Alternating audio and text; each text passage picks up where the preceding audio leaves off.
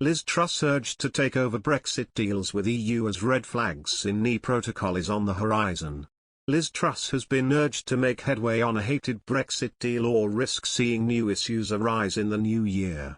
Ms Truss took over key responsibilities of UK's Brexit negotiations, including the Northern Ireland Protocol, earlier this month following the resignation of Lord Frost. But Simon Coveney, Ireland's foreign minister, has insisted negotiations over the protocol. Mr Coveney said that Ms Truss must make concessions to the EU to bring negotiations to an end. He expressed particular concern that ongoing negotiations over the protocol could impact upcoming elections in Northern Ireland. He said, "We have elections in Northern Ireland in May. Those elections will begin in earnest really from the end of February. So this can't drift on for months." Mr Coveney added that if talks do not reach a conclusion by February, the election in Northern Ireland will become a referendum on the protocol. One of the UK's major sticking points with the protocol is that it hands the European Court of Justice, ECJ, the role of overseeing whether trade between Britain and Northern Ireland is taking place in accordance with EU law. Ms Truss recently confirmed the UK's position has not changed after talks with European Commission Vice President Maroš Šefčovič. In a statement, she insisted that she would be prepared to trigger Article 16 if the ECJ's position remains unaltered. She said, "We need goods to flow freely between Great Britain and Northern Ireland, end the role of the ECJ as the final arbiter of disputes between us, and resolve other issues. If this does not happen, we remain prepared to trigger Article 16 safeguards to deal with the very real problems faced in Northern Ireland." Triggering Article 16 would allow for parts of the protocol to be ignored. Mr Coveney is not the only politician to suggest that more concessions should come from the UK side of the table. Mr Šefčovič has argued that the UK should stop falling back on threatening to trigger Article 16, warning that this is an enormously disruptive element in negotiations.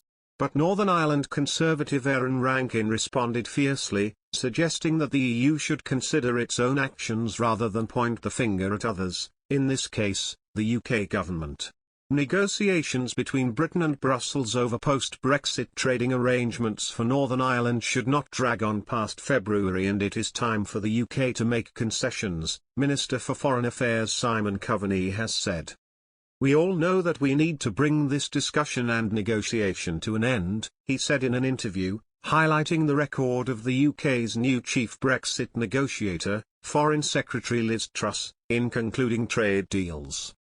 Ms Truss, who took over the Brexit portfolio this month after the surprise resignation of David Frost, is expected to visit Northern Ireland early next month but has signalled no change in the UK's stance yet. The Northern Ireland Protocol, which has allowed Northern Ireland to remain within the EU's single market for goods, thus avoiding a hard border on the island of Ireland, is being renegotiated. Mr Coveney said the UK had made no concessions all year. The EU has made multiple concessions and continues to do so. Let's not pretend that both sides have compromised here, now both sides need to compromise a little bit more. The concessions by Brussels would halve customs checks and reduce checks on British products destined for Northern Ireland by 80%, according to Maroš Šefčovič, the EU's Brexit negotiator. The EU has also changed legislation to ensure that Northern Ireland can still continue to receive medicines from Britain. Ms Truss has repeated Britain's readiness to suspend parts of the protocol under Article 16, a move that Mr Coveney says would backfire and call into question the UK's entire post-Brexit trade deal with the EU. On one sticking point, Ms Truss has already repeated the latest UK position that it does not want the European Court of Justice to be the final arbiter of disputes. That form of words would keep it at arm's length from the protocol while still allowing it to adjudicate on issues of EU law. The EU insists that because Northern Ireland is in the single market for goods, the UK must accept ultimate oversight by the ECJ.